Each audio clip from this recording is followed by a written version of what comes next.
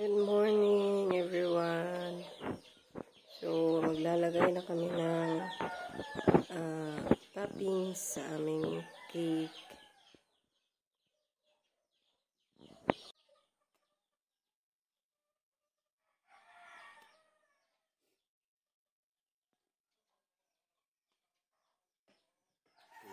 Ayan mga kabayan, so nilagay na namin yung pera. So ito pala ay money cake dahil mamaya ay may kami sa church, Pastor's Appreciation, kasabay ng birthday ni Pastor. Kaya, ayan. Happy birthday! Kaya nag-contribute ang Mary Department ng any amount as long as bukal sa kalooban ng cash para mailagay namin sa money cake. At kami naman ang nagpresentar dito sa cake, mga kabayan. Mag-deliver muna kami. Grabe yung gawain this morning. Kailangan talagang manage ng time kasi mamaya papasok pa si Loloy. So, muna namin ito i-drop.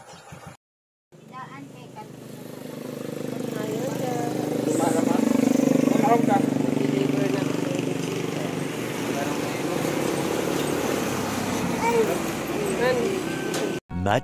Much later. At pumasok na nga si Loloy, mga kabayan. So kami na lang dito ni Liam. Mamaya ay uuwi rin kami dahil papatulogin ko pa itong batang maliit. So ayan nga, at nag-continue na sila sa pagtatrabaho sa itaas para malagyan na ng bubong. So mga kabayan, dito nga pala kami nagtayo ng tindahan dito sa baryo. So, itong lupang ito ay pag-aari ng asawa ng aking tiyuhin, kumbaga kapatid nila Yuyo Ala, ng aking mother. So, anak ni Lola Loreng. Dito kasi sila nakatira. At kami, paalam kung pwede ba kaming magtayo ng konting tindahan at pumayag naman sila, mga kabayan. Ayan, at umuwi nga muna kami saglit dito sa bahay dahil meron daw blessing galing kay Ma'am Josie. May another biik si Liam galing kay Ninang. Ayan, oh.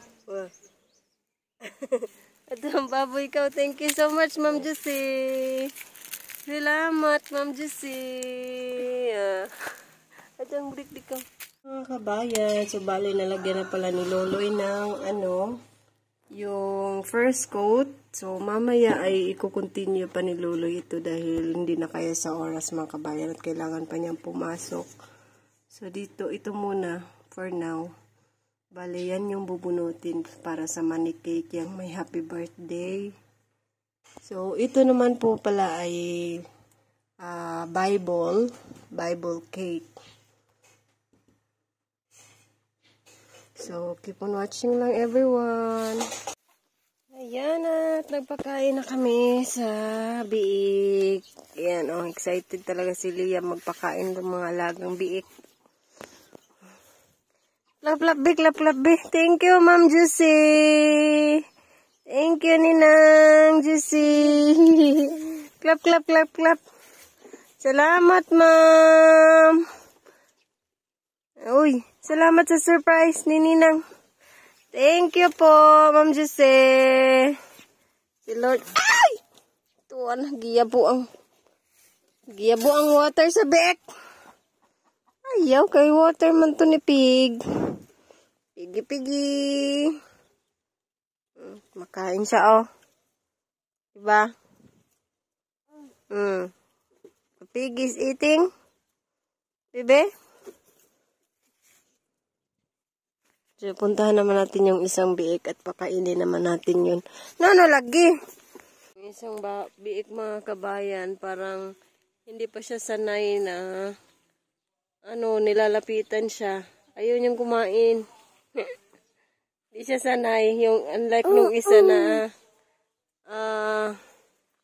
Kahit nandyan ka kumakain, siya ayaw niyang kumain, oh. Tsaka tumatakbo siya pag nilalapitan.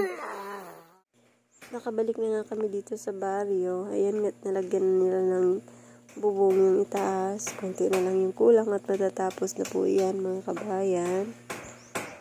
Buti naman at nagkasya lang rin yung aming nabili na bubong. May sobra na konti, pero yung dito sa harap, kailangan pang bilhan pala yan dahil may ano pa yung parang lalagyan pa pala dito sa harap ng ano, parang kumbaga para umulan, hindi masyadong mabasa yung sa loob. Yung parang paslant ba. Tsaka pag mainit, may protection galing dito sa harap. So, ipakita ko nga sa inyo yung baryo. So, yung daang yan, papunta na yan doon sa may barangay hall. Yung mga bahay-bahay na nakikita nyo ay sa mga purok pag may meeting.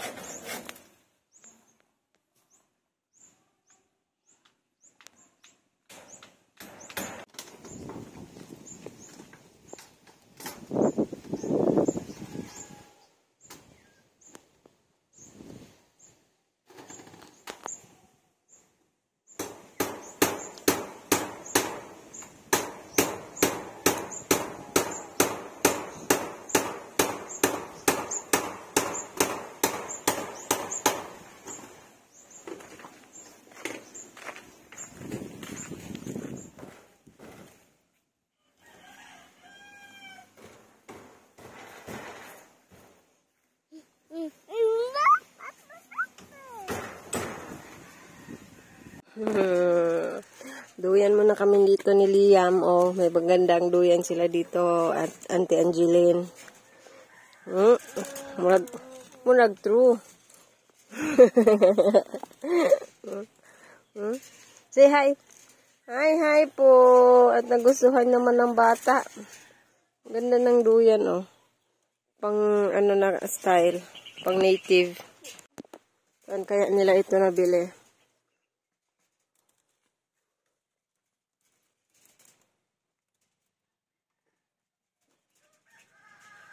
Wow. Ganda yung duyan, guys. Sarap matulog dito.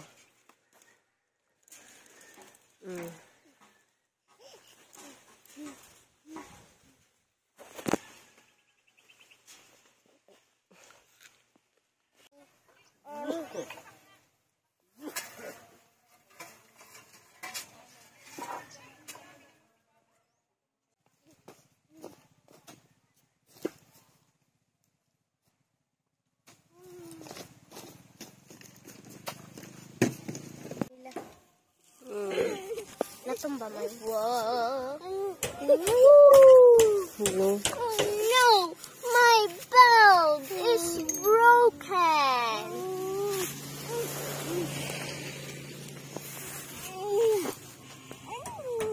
No, it's mine!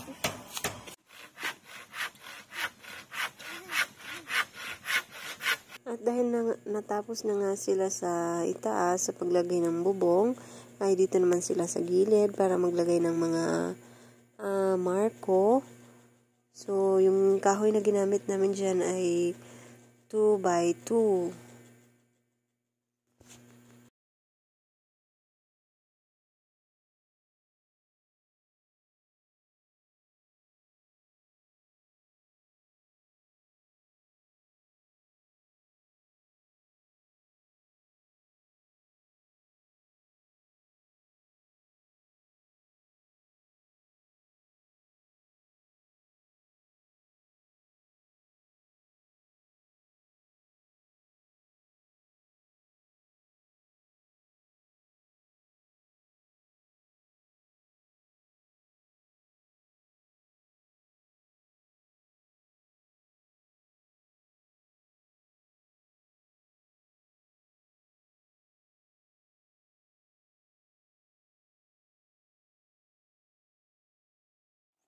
So, for now, mga kabayan, ito muna yung natapos nila dito banda na area. So, bukas ay maglalagay na lang sila ng Marco ba yung tawag dyan? Parang division para malagyan na ng marine. So, until bukas na lang siguro sila mga kabayan. Dahil kukulangin pa yung aming mga kahoy. So, kung ano yung titingnan natin kung ano yung makakaya nilang trabahuin bukas. Oh, Lian! So, uuwi na kami at magluluto pa ako ng pansit dahil pupunta kami ng simbahan for pastor's appreciation. So, ito nga, nag-start na nga si Loloy maglagay ng decoration dito sa Bible cake, mga kabayan.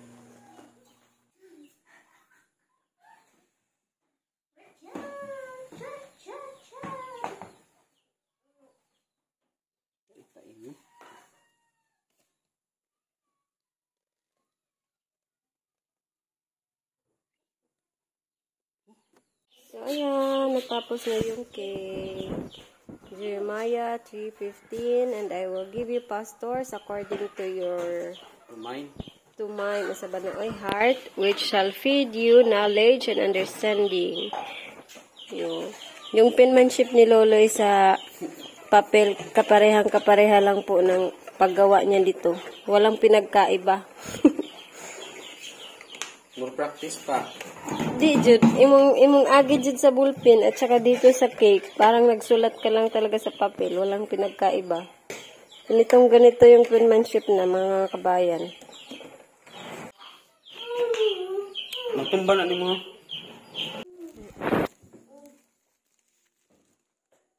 Ayun, guys. Hindi na ako nakapag-video sa pagluluto ng pansit. Kasi nagmamadali na ako eh. Late na kami, mga kabayan.